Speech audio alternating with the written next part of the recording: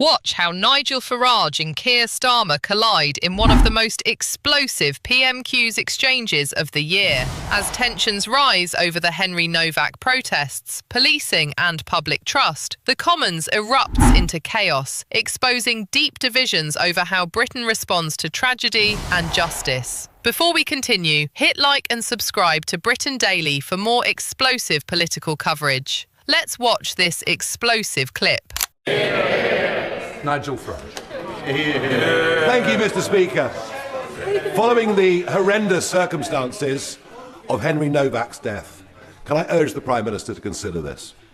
It is now clear to growing millions in this country that we're living under two-tier policing. The instructions that are given to police officers from police bosses are clear and written down in ink. It says you must treat different ethnic groups in different ways. That, apart from the upset and the anger at the circumstances of his death, the anger that you saw spilling out in Southampton last night,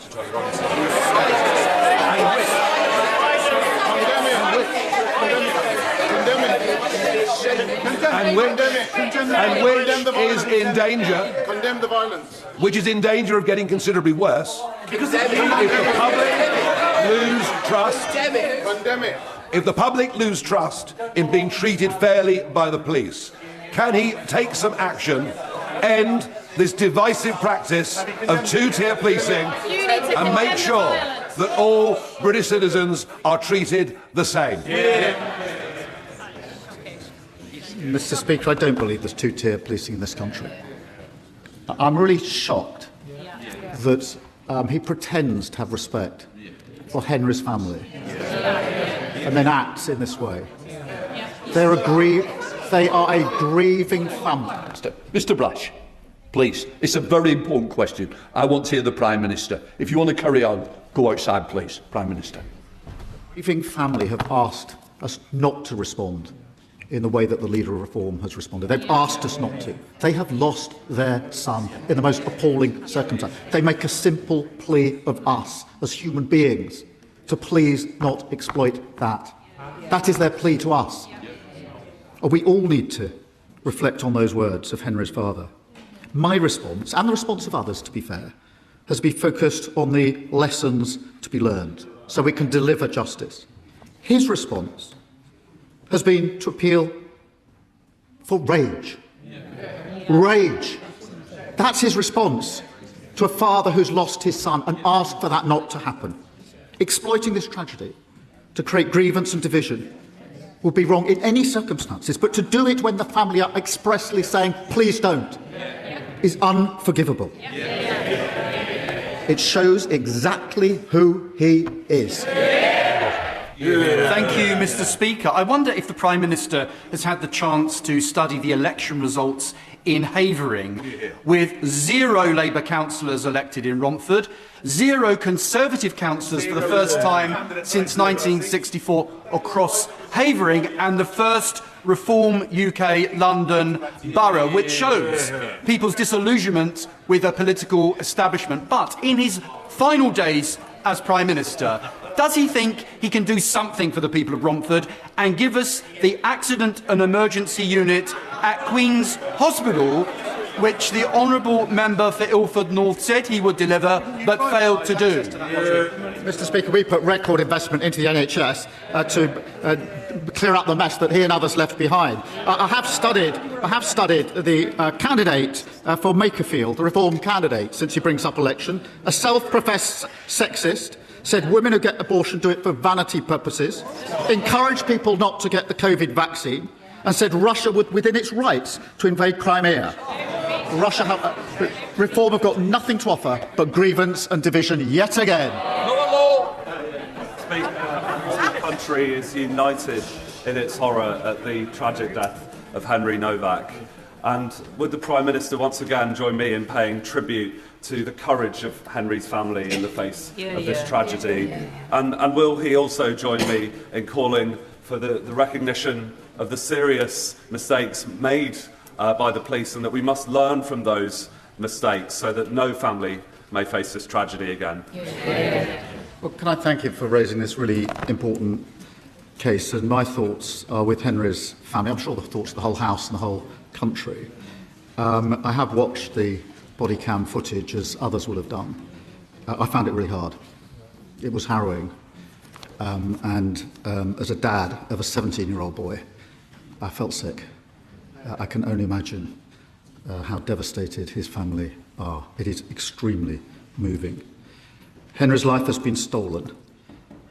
His family have responded with incredible and immense dignity and bravery. Now, there clearly are lessons, Mr. Speaker, that need to be learnt, serious questions that need to be addressed. Not least this question of our accusations of racism informed decision-making in such cases. Henry's father said this: "We do not want his death to be used to create further division, hatred, or tension." They're the words of a grieving father who's lost his son.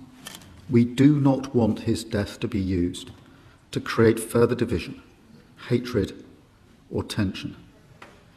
I think those words have resonated with people across the country.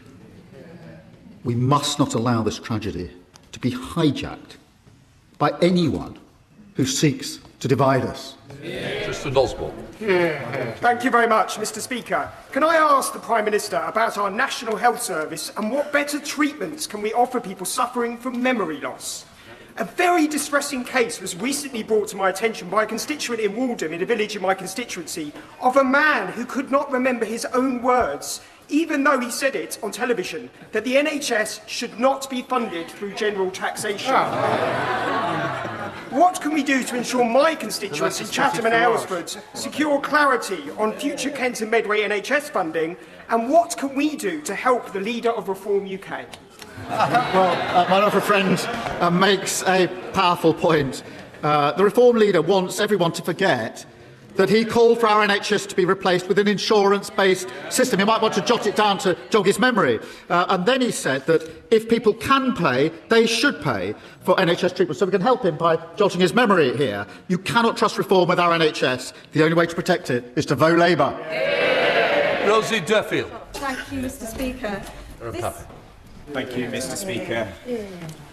Mr. Speaker, less than 48 hours ago, the family of Henry Nowak stood on the steps of Southampton Crown Court and gave a courageous and dignified statement in which they said, "We want to use Henry's heartbreaking story to make change for the better.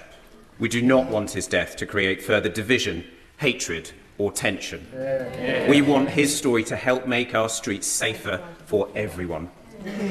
Does the Prime Minister agree with me and my constituency neighbour in Southampton, Tess Satvir Kaur, that the violence we saw whipped up on the streets of Southampton last night, the criminal damage to innocent people's homes, the injuries to 11 police officers, are the total opposite of what Henry's own family clearly and powerfully called for? Can I thank him for his question and thank him for the discussion that we had this morning about the impact in Southampton, and thank him for the work that he has done along with his fellow MP and, if I may, the Honourable Member for Thurrock, who's been dealing with Henry's family for some time.